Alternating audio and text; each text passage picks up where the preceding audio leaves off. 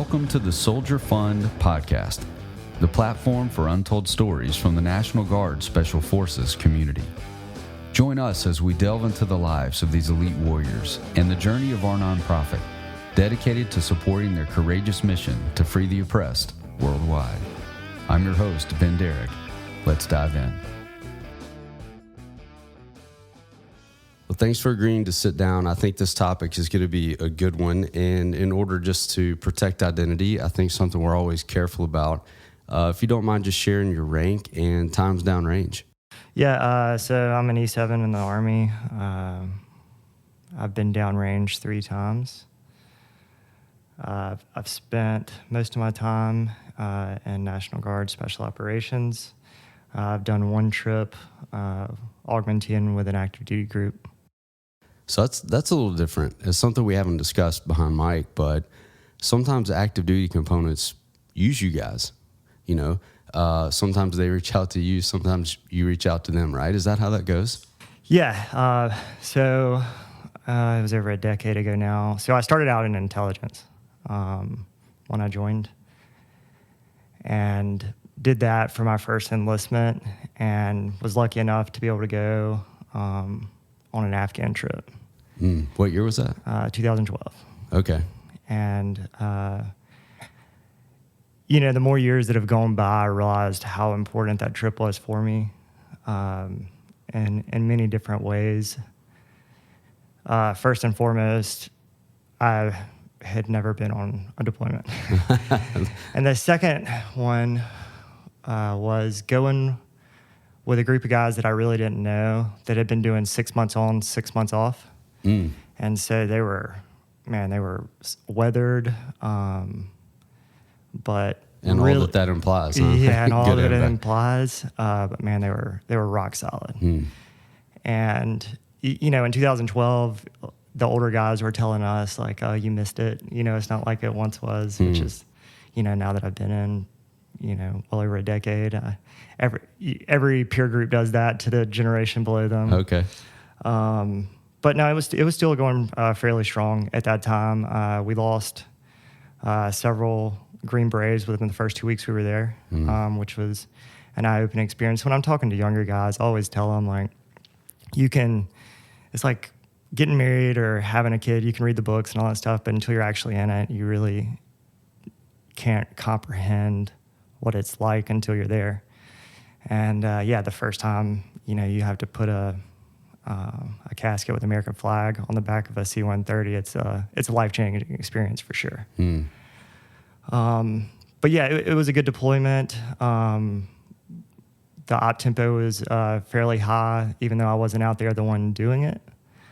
I was in the operations center, and that's kind of how I ended up becoming a Green Beret. Is, you know, I was just burning me up. These guys out there running missions every day and night, and I was just kind of watching from the sidelines. You know, I definitely had a role, and, you know, everyone who deploys that does, but I knew within the first couple of weeks being on the ground that I wanted to be in a spot where the action was instead of an intelligence analyst. This is often the story, isn't it? That as I talk to you guys, sort of the typical path is not necessarily that 18 X-ray. It's more, I've been in, I've seen it, I see how that works and operates. I want to be one of those guys, right? We just heard a couple of those stories from the 60th anniversary dinner of 2nd Battalion. It was, I saw it from a distance and I just had to be a part of that.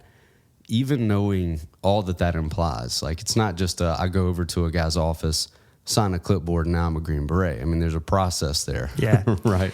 Yeah, when I joined, I definitely didn't think I had the maturity or the physicality to do it, and, you know, of course, I was right, because that's what I thought.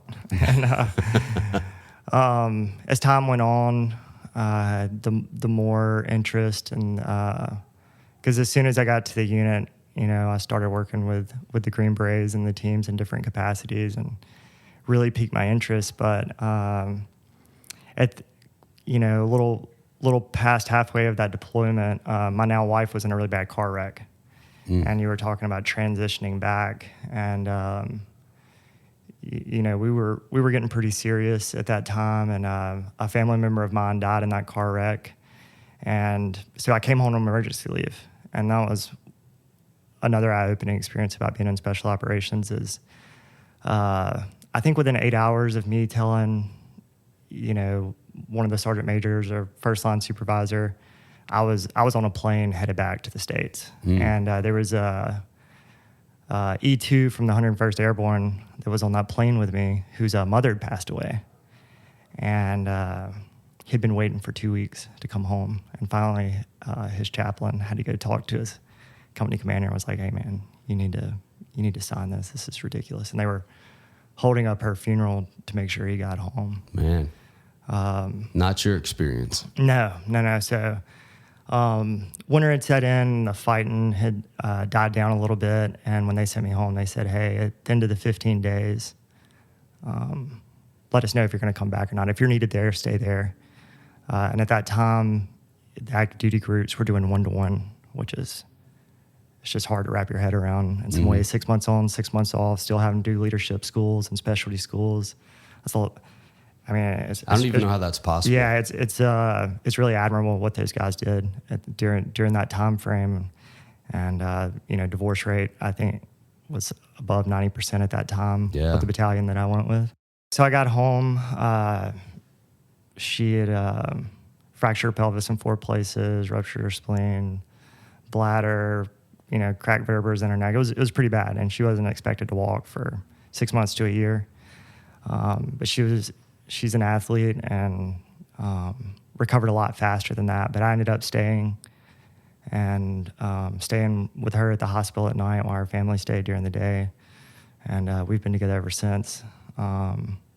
Something else that happened, just during that time, after a few weeks of being home, a mortar hit the ops inn that we worked in. There's like an area, there was like a closet in there.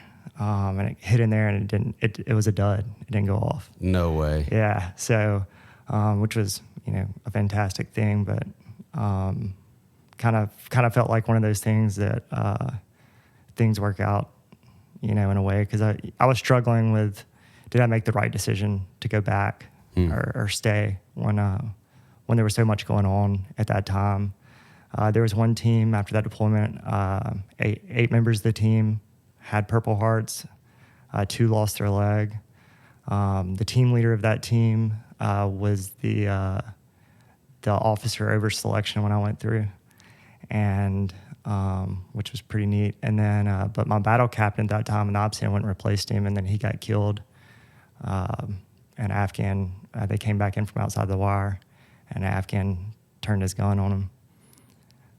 So yeah, it was a lot to wrap your head around, and I really didn't feel the effects or really appreciate what a deployment does to you until several years afterwards. But I don't ever remember being angry during the deployment for the guys that didn't come home. But I do remember being angry for my family member who died in that car wreck with my wife. Interesting. And, because it was senseless. It's not supposed to happen. That's why we're over there, and you can't make sense of that. Yeah, so context matters. Yeah. And I know guys look at deployments different ways, and it affects everyone differently. But for me, I just early on kind of made a conscious decision that, for the guys who didn't come back, most of them, the ones that I knew, were doing exactly what they wanted to, so I tried to never let it affect me negatively, and just wanted to live the best life that I could to represent them, because I got a second chance and they didn't. And so I've always, and I fail them all the time, but yeah, I try to look through it through that lens to not, go down a dark hole. And, since then, I feel like it's kind of propelled me forward in a ways. Yeah, it's helped me accomplish things that I would have never accomplished. Seems to be a strong motivator for this population. I hear this part of the story over and over again. It's about the guy to my left and my right, and I want to make sure that I'm not letting them down. The interesting part of what you're pointing out today is that's even posthumously. Like, I don't want to let these men down. They were doing what they wanted to do. They ended up paying with their lives, but their legacy continues through the way that you are a Green Beret. You know, that's a pretty unique thing, and I could actually imagine is a pretty heavy burden to bear. Yeah. If you think about it too much, it can definitely make you feel like you're not doing enough in some ways.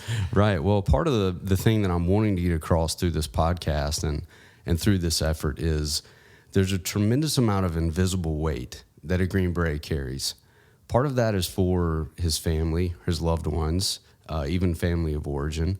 Part of that is his family inside the military, inside the teams. I mean, there are basically two worlds that this soldier is caught between and feeling loyal to. And a lot of times those worlds don't talk very much to one another, even though there's huge responsibility on both sides. So this is why we're here today talking about transitions and deployments. Dr. Free mentioned on our last episode that time of transition he has seen through his career, lengthy career dealing with special operations guys, is that time of transition can be incredibly difficult because you're moving out of one modality, technically, into another modality, although with National Guard that overlaps and becomes a very messy gray area. You know, so part of my curiosity today, wanting to get you behind the microphone, is thankfully we share a relationship. And I've heard you talk about the post-deployment transition and how difficult it is for various reasons. I'd love to capture that on mic because I firmly believe a lot of the GBs inside 19th and 20th support all the guys. They have a lot of the same experiences, but it's not something that we talk a lot about.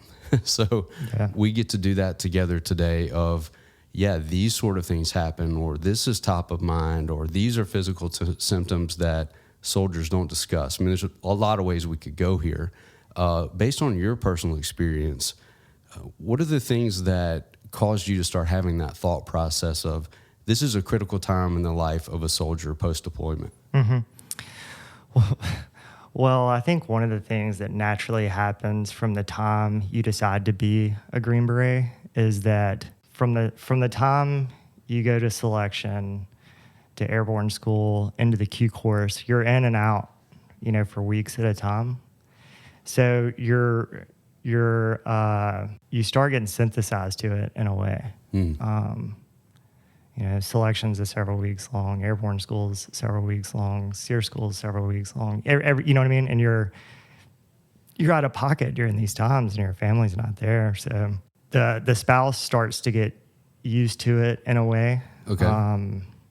I know every marriage is different, and everyone has a different set of circumstances. I always tell people when we're like doing psych interviews or anything like that, I'm like, and they ask about what my relationship's like with my wife, I'm like, oh, that's easily the most stable part of my life. Like she's my rock, and without her, I probably wouldn't have succeeded in certain areas of this career field the way I have.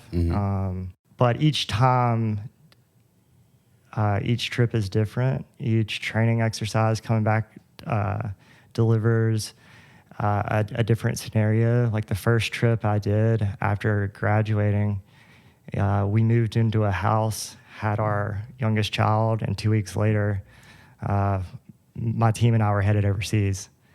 Whoa. And, you really have to have a decent foundation to pull something like that off. Man, yeah. And coming out of the Q course, something that I talked with my wife about a good bit was how I felt like I need to do a better job as a father, that I wasn't always present. I had a hard time getting on the floor and playing with the kids without thinking about 1,000 other different things. And that's something that I've adamantly worked on over the years. And I've read books, done different things to help with that. And it's still something that I struggle with at times, but something that I work on all the time. And for me, after a trip, I try, to take several weeks and just give it all to them. And a good example of it on my wife's side is before this deployment, we were talking about, taking a trip to Europe after. And about halfway through, whatever, I brought it up. I'm like, hey, do you want to plan this? Well, whatever you want to do, we'll do. Because, she's enduring the deployment. That's right, yeah. And so you call the shots here. Yeah. And so as we get closer to the end, I bring it up again, and she was like, no, I don't want you being on from the kids for a week or two after you get back. Like, we just need to be together. And so that's what we did. We didn't travel a lot when I first got back. We may do a weekend here or there, but just spend time as a family and really lock in. And, I don't come back in and, swing the hammer at the house and like, these are the rules now and all that stuff, because she's been running it by herself. And so I've intentionally eased back into that role as the husband and father without infringing upon the rules and stuff that she's established. Like, oh, you've been doing it wrong this entire time or something like that, because that's not productive. Right, yeah. I do have this conversation a lot, though. Yeah. Just to be frank, there's a lot of guys that are motivated when they get back, like, I'm going to win the day. Yeah. It's a really healthy motivation. Yeah. But they move in and, suddenly I'm sitting with couples helping them navigate where the spouse is saying, look, I've been reading the stories, doing the bedtime, making the snacks. Like, we got the word that the spouses normally use is rhythm. Like, we have an established rhythm, and we don't need you to come in and mess that rhythm up. I can see, though, on the face of the soldier, like, man, I'm a little bit lost. If I don't have something like a hook to hang my hat on, what am I doing here? Like, am I just like a guy that you call out during timeouts or halftime, or how does this work? Yeah. To me, the reason why I said it the way I did, I remember a psychologist going through the Q course talking about that, about easing back in during some briefing we were getting. And I just remember it really got my attention. And so I've always implemented that when I got home. It's not just coming back in like, Dad's here, just being there. Yeah. And helping out where I can, but it's no different than showing up to a new team. Like,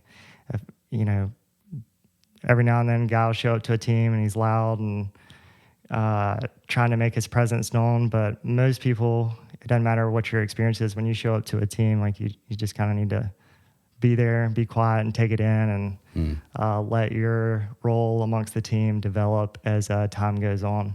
There's something to be said. Yeah.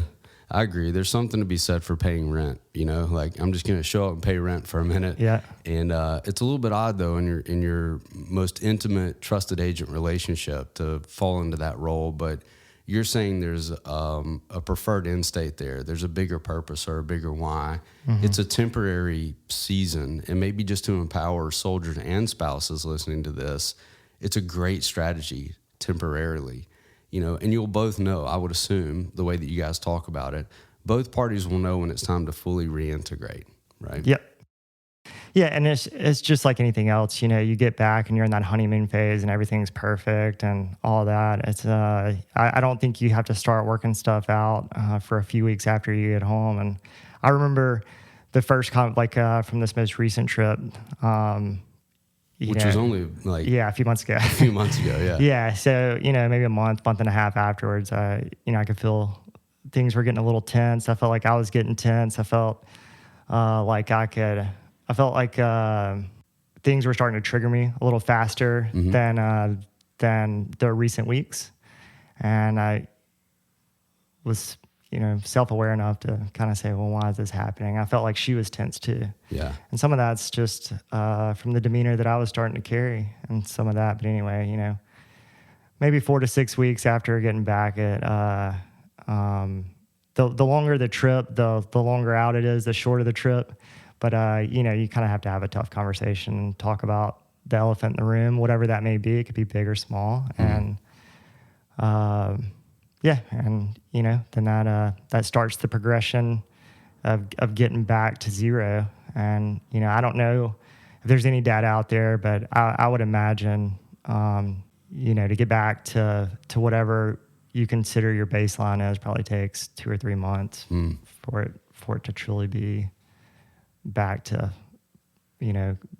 a baseline. Yeah. Well, even a small elephant can do a lot of damage. Yeah. Right? I mean, Yeah. so I appreciate the fact that you're talking about taking initiative there. Part of my curiosity is knowing the type of man that you are.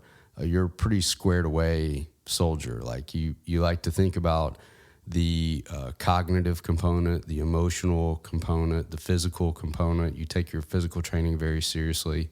I'd like to dive into that for just a moment because of all the GBs that I talk to, that physical component seems to be a big mystery, right? Why am I feeling the way that I'm feeling physically? Why is it more difficult to perform? What's going on with my sleep? Like there's a lot of questions that swirl around there. I feel that most, especially the civilians that are listening in, really don't understand deployments. I mean, we've watched deployments on the news, quite frankly, and we just don't get the details of what that can do to a soldier psychologically based on the type of deployment. Thankfully, you've already explained a little bit of that today, but every deployment isn't the same. Every deployment has a different effect coming back in the door, right? So could you just briefly kind of describe your last deployment, obviously top level, because this is very recent, but the type of deployment it was and potentially some of the physical effects? Yeah. Can I start though with what your first question was? Though was the cognitive portion and the physical portion. Yeah. So of course. From the beginning, whether you're going to be a Green Beret, SEAL, whatever, in order to be successful in anything that's hard, whether any other profession, you have to be extremely honest with yourself and what your weaknesses are. And I'm one of those people that I didn't have a strong suit.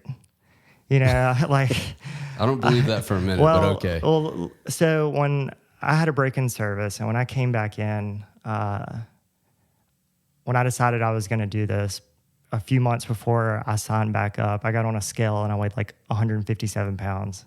I just, the job I had at the time, I was just mountaineerish and just running like crazy to be successful in that career field. And so the first thing I had to address was my physicality. So I hired a nutritionist. I got in a CrossFit gym for 6 months until I got my mobility and strength back, and then started focusing on a selection plan, and then, probably 7-8 months later, I was like 190 pounds. Nice.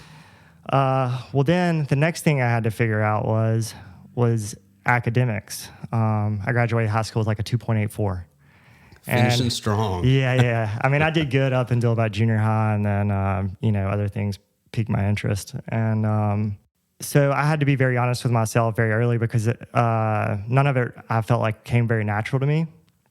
So like when we got into the academic portion or any phase that I was in, whatever I felt like I was struggling with, I'd find someone who I considered to be the best around me at whatever, and I would just, ask them to help me study or train with them or whatever. Mm-hmm. And that really kind of helped me cross that bridge of uncertainty because I didn't think I was capable. And I had imposter syndrome really bad.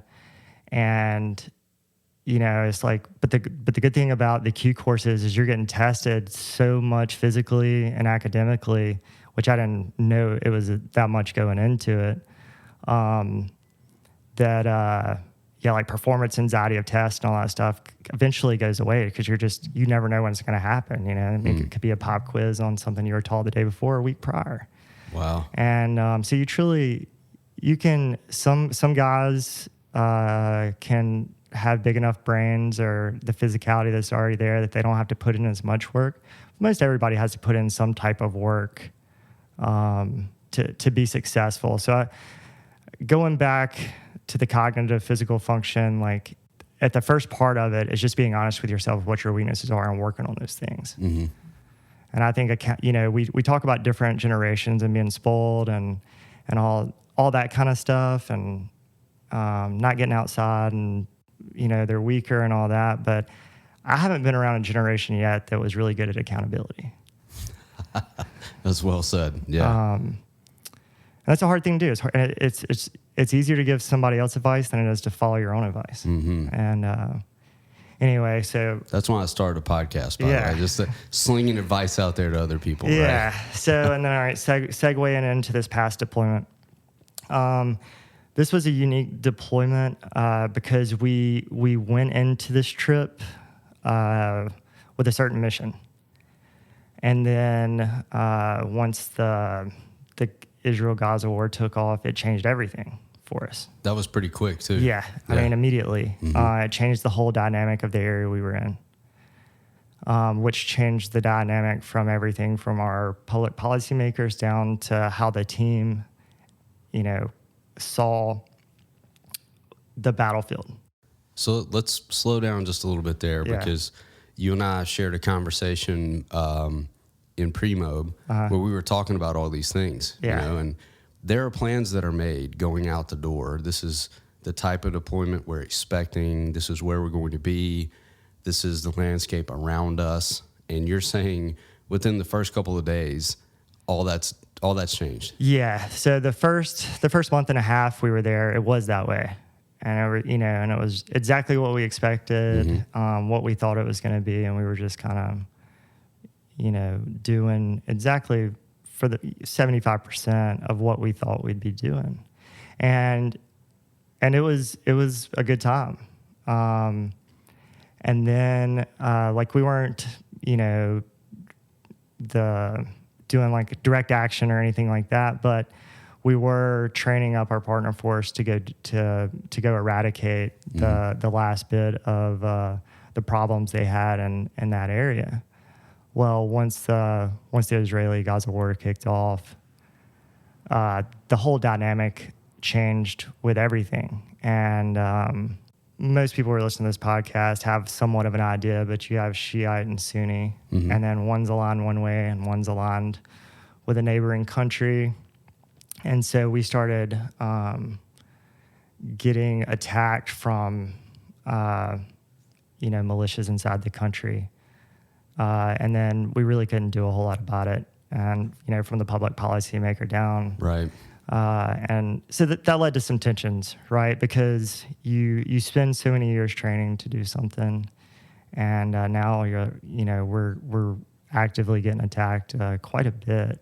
Right. And, large percentage of days. Yes, large percentage of days for quite some time. And we're not really here to debate public policy. Yeah, no. This isn't about that. Yeah, and, for sure. But I do think it's important to pause here and say public policy has an effect. I mean, everything eventually lands or ends with the soldier. Right? Yeah, and I guess where I'm going with that is we felt like we probably had more control than we did at times on how our perception of our reality was, and how we were going to, or how we wanted to deal with this situation. And there was no tolerance for dealing with it at all, really. So we were just kind of in a defensive posture, which... That's not a Green Beret posture. No. So we didn't have anybody to fight. So, we had little spats among the team. And, until we realized, like, hey, this is just the hand we were dealt. Because it for a couple of months there, it was like every day was something new. Like, oh, we may be doing this, or we may be doing that, or, just all kind of stuff. It was just different every day. But then once we realized, no, we're just, we're going to hunker down and get through this trip. And, things got better in some ways, but definitely caused tension at the lowest levels because of it, which was unfortunate. And also, not unique as I understand. Nah. Yeah. You put a bunch of type A's together or strong personalities that are somewhat above average physically, somewhat above average intellectually, and everybody's right at times. And everybody's stuck together. Yeah. So you got to have some humility and circle back around, get everybody pulling the wagon together. And so much of that dynamic depends on the leadership, right? And you guys had good leadership out the door. We did. Yeah. We did. We had we were very fortunate because it's always it can be roulette as far as that goes. And I've been very fortunate my entire career to have good leaders. Two of the best NCOs that have impacted my life aren't even Green Berets. And that's never been lost on me. Just how much they cared and influenced and mentored and all that kind of stuff. But going back to the cognitive side of it, we were getting attacked repeatedly, and after a while, the only way I can describe it is kind of like a tornado. Like you're just synthesized to that. Like the sirens are going off. Yeah, sirens are going off. Like, again. So you like walk out of your room. You're not running anymore. You're just or you don't get up at all. Depending on like after a while, it happened enough. Like you could tell what it was. And you're like, oh, that's not that much of a threat. I'll just go back to sleep. or wait, oh no, this one doesn't have much reaction time. I should probably get up and get my stuff together, or depending on another instance, it's like, well, I need to get to the bunker right now. Yeah. You just get used to it, and it becomes not a big deal at all. And going back to the family thing, I think, several of my teammates experienced this with technology being as good as it is, and communications and everything compared to my first deployment over a decade ago. Mm-hmm. You can FaceTime and talk a lot more. So I was talking to my wife on FaceTime, and she was at her parents' house, and my kids were there, and sirens start going off, and we're Wow. receiving indirect fire, which I know is not funny, but we had to get up and go outside to deal with this situation. So she didn't hear from me for a few hours, and that's a lot to burden as a spouse. Yeah, it's like you're far away, but you're very close at the same time. I reference this probably too much, but it's my own life experience. My dad was in Vietnam 13 months. Throughout 13 months, he spoke to my mom once for 2 minutes over a wire. The rest were letters, and those are still in my parents' attic. So there was, to some degree, as he describes it, that separation was good. Like I'm here, and this is where I am. There's nothing I can do about there, right? Yeah. What I see with you guys now is that you're pretty consistently stuck between these two worlds, because you can see bedtime happening on occasion, or you can have these really detailed conversations about how things are going at home. However, you're stuck overseas. You're also stuck overseas, not actioning certain things. So after a while, that can kind of do something to a guy's mentality, I would assume. And it's probably different for each guy, or, maybe close with some and different for others, depending on what your relationship's like. And what I was most impressed with that night, after we got back and all that, I texted my wife and was like, hey, everything's good. Or whatever. And we FaceTimed, and she wasn't upset. She was, it's like, hey, I know what you do, and that's the risk you take, and I'm not going to do myself or the kids any good if I'm just here in shambles. And I know there was times that definitely affected her in different ways, but I was just really surprised at her resilience through some of those tougher weeks that we had, where the attacks were pretty consistent. There's a word that certainly marks this community, doesn't it? Resilience. Yeah. It's a very big deal. Yeah, I think one of the guys in the teams always says, you can't beat effort. And effort does beat talent most of the time. But yeah, effort and resilience through any portion of training or deployment. To be successful, you've got to have it. Otherwise, the littlest things, like the smallest elephants, as you said earlier, can really cause a problem if they're not addressed correctly. And, I run ultras too, and I always ask guys what motivates them to run long distances. And I get a unique answer every time. I'm sure. It's pretty neat getting, and I don't think I've done that enough in the teams. Kind of getting guys' perspectives of what motivated them through the tougher times. I think sometimes we're just like, everybody can do it. It's not that hard. And so we just Right.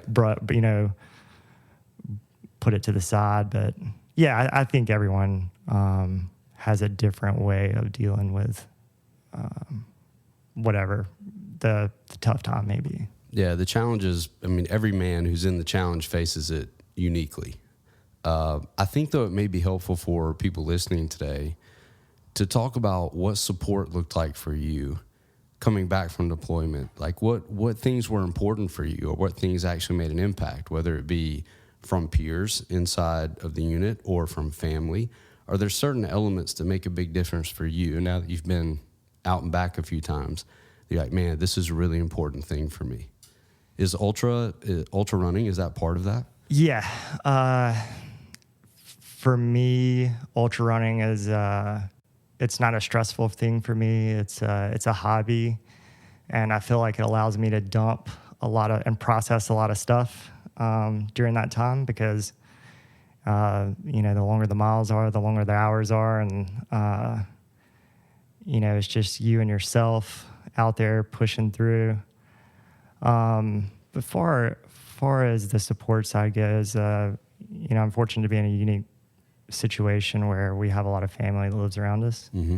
And that's kind of one of the beauties of the National Guard, which just because you're in the National Guard doesn't mean you get that. I was just fortunate to be born where I was born. Yeah. But that helps a lot, having knowing that my children have strong grandparents to help them out and fill that role of somewhat of a manly figure when I'm not there. That helps me a lot, knowing that. The other thing is, since coming back from this trip, is HPW has been wonderful. That's good to hear. Yeah. I know different guys had different thoughts at the brain tap thing, but it did get a little strange there, going into the library, right? Yeah. The guided meditations. But for me, my brain never stops. Yeah. I have ADHD, high functioning anxiety, and it's perfect for this job. It's when things aren't chaotic that I'm kind of like, what's wrong? Yeah, why is something not wrong? But yeah, I thought the brain tap program was really good to just cut the white noise in your head, to allow you to shut down and go to sleep. And when I got diagnosed with ADHD, the therapist that I was seeing had me read this book that was essentially that, mindfulness and meditation to kind of give your brain a break. And I really didn't. I was having a hard time with it because I really, even reading the book and trying to follow the PDF instructions and all that, I was not doing a great job. But then when the brain tap was introduced, I was like, oh, this is what she was trying to do the entire time. And it does work. Yeah, that's right. My sleep definitely improved, and I was going to sleep probably 10, 15 minutes faster than I usually do. And I'm sure most of the people in this community, we're just switched on a lot, and it's hard to turn that off in any situation. And I try deliberately to do it, especially in social situations with people who are not in this community, because I've had a few friends make comments like, "What are you zoned in on right now?" Yeah, right. Yeah. And I'm like, "Oh, I'm just thinking about this or that. Have nothing related to my job or whatever. It could be like cleaning up my yard at the house, but I'm just like very intensely thinking about like, okay, this is how I'm going to do it step by step." Yeah. So that is part of the crossover, right? Yeah. For the way you guys are trained. Yeah. So it's not necessarily, I've had these conversations sitting at a restaurant, and I kind of have to do the, hey man, Yeah. And the guy's like, man, you don't understand the stuff that I was just thinking about. Like, if something happened, how would I get me and you out of that door? Yeah. And I'm thinking about, fried pickles. That's it. You know what I mean? But that's part of the experience, that the invisible nature of what's going on. Just that immersion in your training, and it becomes a way of life. Right? Yeah, it does.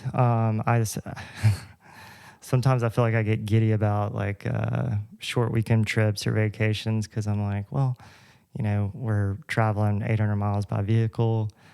I need something for flat tires. So I have this battery operated, inflator. I got a tourniquet in case, we get in a car wreck, Yeah.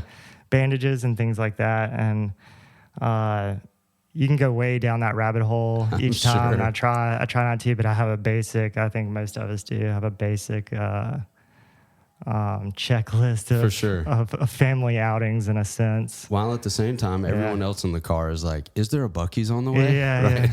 yeah. Totally different wavelengths here, Yeah, right? can I get some fried chicken and french fries? That's it. But Yeah. you talking about your brain needing a place to focus or a challenge to engage with, that seems kind of ubiquitous across the board. I'm really intrigued by that. Do you find that's similar? Yeah. I sometimes I think it can be self-destructive for me because Say more about that. well, and it's not just me. I've watched this over a period of time with a lot of people in our community, and I think you see it with high achievers a good bit. Not that I'm necessarily one of those, but I think at times once you feel like you've accomplished what you were after, I've heard it described as like a marathon mentality. Like, well, I've done it. I don't really have to do it again. But in this career field, to me, the guys that I look up to and that are the best in the business never have that I made it attitude. And they're only as good as, their last shot. And you got to constantly be improving and bettering yourself. So for me specifically, I can't speak for everybody, but I know at times I get stuck in a ruminatory state. And it makes me think I should be doing other things and leads me down these, like chasing shiny objects. Well, I'll go to this school, or, maybe I'll take this next step in my career, or, I'll do this to help me out in the civilian world, or whatever that may be. And it can kind of hurt you at times if you're not present in the current situation you're in and focusing on the things that you're supposed to be affecting. And I've seen that time and time again as well. And I've been there myself. When you're supposed to, like, say this is your job, you're supposed to be doing X, Y, and Z, and instead you're doing A, B, and C because you feel like that's what's important, but other people are depending on X, Y, and Z. And if you let that fall, well, it takes a lifetime to build a reputation, and you can ruin that so quick, especially in our community because we're pretty judgmental amongst each other, which isn't a bad thing. That's one of the things I love about it. Yeah, because, the accountability you mentioned. Because, I've been called out several times and it hurt my feelings, but it damn sure made me clean up whatever I wasn't good at, Yeah, that's right. And I've grown to love that aspect of our business. And but it's hard at first. It's hard at first to accept constructive criticism. And here in the South, that's not a thing. And so That's right. So sometimes I go home and do it to friends and family, and it doesn't go over so well, and I have to apologize. Yeah. If you're too direct, and this is another thing that you're describing, I know actually that I hear a lot in closed conversations, the way that you guys excel inside your community, the men that you've become, the tactics, those things don't often translate into the civilian world. So for the soldier listening right now, the GB who's National Guard and is having that battle, they're not AGR. They go on the deployment, they spin up, they're literally heroes. You guys don't talk about it that way, but I can. Then they get back and they're doing an awesome job working mortgage, HVAC, landscaping, you name it. I mean, the guys are across the board in career, law enforcement. How do you help a guy navigate that space, that dynamic that you're talking about where I'm only as good as I was yesterday, right? This is going to be direct and harsh too, but what I've learned coming out of the military my first time when I had my break-in service, and to put it bluntly, is no one gives a shit. And the sooner you realize that, the better off you are. It doesn't matter if you were the best, Green Beret, SEAL, Tier 1 operator in the world. If you come back and someone hires you to do a job and you wear that on your collar, that, well, I'm this, I've done all this, it doesn't matter. It's just like going to a different school. Like, some guys will, go to a school, and some of our courses require a bit of humility. And, and I'm guilty of it as well. Sometimes you got to put that aside and be like, okay, well, just because I've done all these other things doesn't mean I'm going to be successful in this. And just because I was successful at these other things doesn't mean this is going to be given to me. And each phase of your life, each new school, each new career requires the same amount of energy and respect as the big things that you did. It's probably about 8-9 years ago. I ran into this Green Beret at a restaurant, and he and I went to the bar and we were just talking. And this was before I started. This was probably before I went to selection, or maybe I'd already been selected at this point, but I hadn't moved to start the Q course. And this particular person has excelled in life in many different ways, and he's a doctor now. And he was talking about how hard residency was. I'm like, yeah, man, but you've done a ton of hard stuff. And he turns and looks at me, just square, super serious, and was like, none of that matters, right? And I was like, I know. I was like, I figured that out about 1.5 years ago. And wow. He was like, you can only control what you can control, and nothing else matters. No matter what you did 5 years ago. Yeah, it helps. It definitely helps get your foot in doors and where you want to be and all that. But if you don't it's like having all the qualifications and then getting on target and cowering, which is like the worst fear any of us can have. You can have all these qualifications and all these things on your resume, but whether you show up and do a good job is really all that matters in that particular moment. Man, that's probably the best that I've heard that put in a couple of years. So I'm going to be thinking about that more, as I'm sure our listeners are. And it leads us into kind of which we could do this all day. And maybe you could come back and we could do more of this. But more of that reflective place, if you could let me go there for a second. Yeah.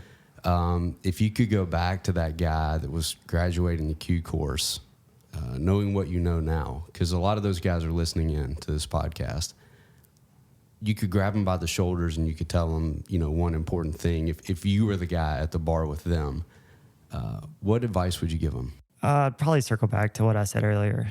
Like, identify what your weaknesses are and work on them, because in the Q course, it could be public speaking, it could be physicality, it could be sleep, or, we all have weaknesses in different ways. And one thing that I appreciated about one of the phases that I went through was the NCOIC that was over that particular course.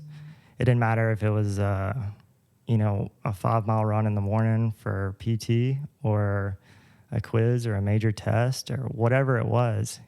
He documented all of it, and then he'd put it in Excel and put it up on the wall. Wow. Of where you finished and how you did.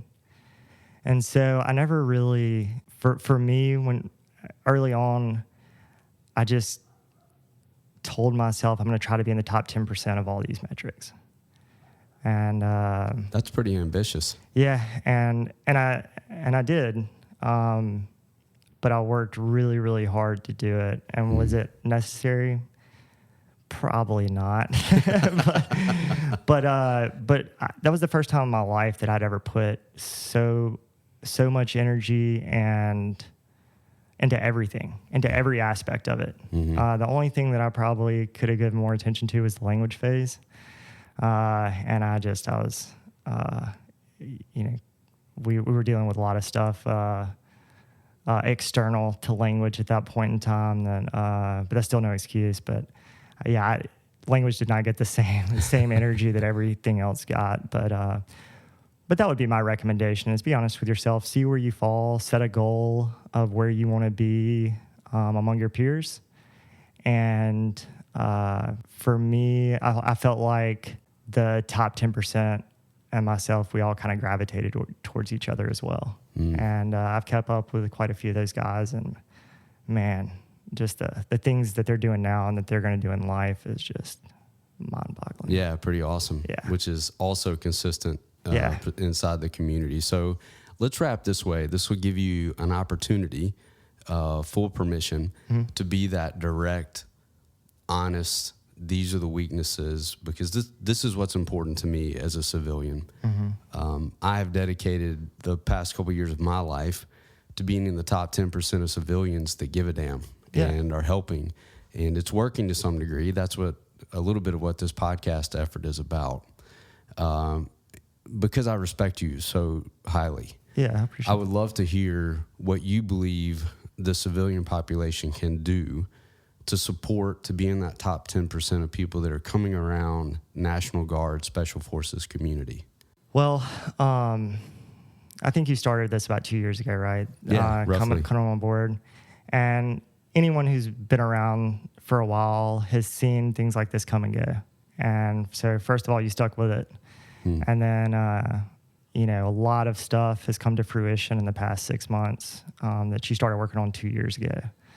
And I'm sure over those 2 years, there was plenty of times where you're like, man, I feel like I'm just spinning my wheels. No doubt. I can go back and do other things that I had planned in my life, but you stuck with it.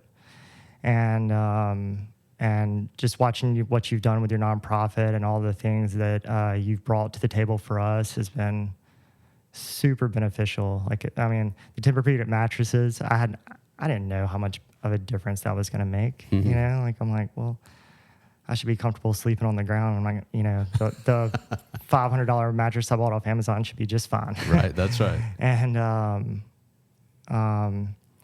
but I think it's also on us as Green Berets in the community to take advantage of these things and really give the program the same amount of attention that you're giving us.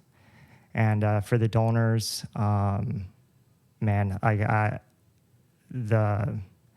first off, to be in the position to give to an organization like yours and to support us is incredible. Like, they obviously did a lot of things right in life, and that should not be lost on any of us. And I'm sure, I know at times people like that like to be around us, and I like to be around them just to get their perspective of life and how they got to where they are. I always find that fascinating. Thank you. I don't really have an accountability statement for that, but I do have appreciation. Yeah, well, it's an honor. And I think for me, it's an honor that I want other people to be able to experience and to share, to feel like in some small way, we're contributing to the larger cause that is doing good all around the world at all times. I mean, that's a great investment to make, to know that a few dollars put behind the efforts of you guys committing your life to this. And anytime I have one of you guys behind the microphone, I take some time to say this, but my admiration, respect for you individually, also for the lifestyle that you've chosen. Thank you. And for all the civilians that can't be here in the podcast studio today, I say a collective thank you. And we are extremely appreciative, no matter the dialogue in current culture. We are extremely appreciative that men like you exist and are willing to stand on the tops of buildings and ride in Humvees and move into villages and help children from being sex trafficked and fathers from being murdered. Those kinds of things that are going on, we can't do. And you are doing. So thank you very much for your service in that realm, and thanks for taking the time to sit down today. Yeah, I very much appreciate it. I think at the beginning, you brought up what it's like coming back after a deployment, and I feel like, there's a large percentage of us at times that you come back and you're dealing with family and you're flustered that things didn't go your way at times and all that, and you're like, well, maybe I should get out, move on with my life and all that stuff. But that doesn't linger around very long, because this is I don't even consider this a job. Like, I can't replicate this anywhere else. And as long as I'm doing it, I'm going to do the best I can for the guys that I work with and for the people we represent. And I think we're all thankful for you for the help that you brought to the table, and everyone who supports this. Thank you for tuning in to the Soldier Fund podcast. If you're inspired by the stories of these elite citizen warriors and want to support their mission, visit us at thesoldierfund.org. Your contributions help us to continue to back the Special Forces soldiers of the National Guard as they fight around the world. Until next time, stay committed to stand with those who serve.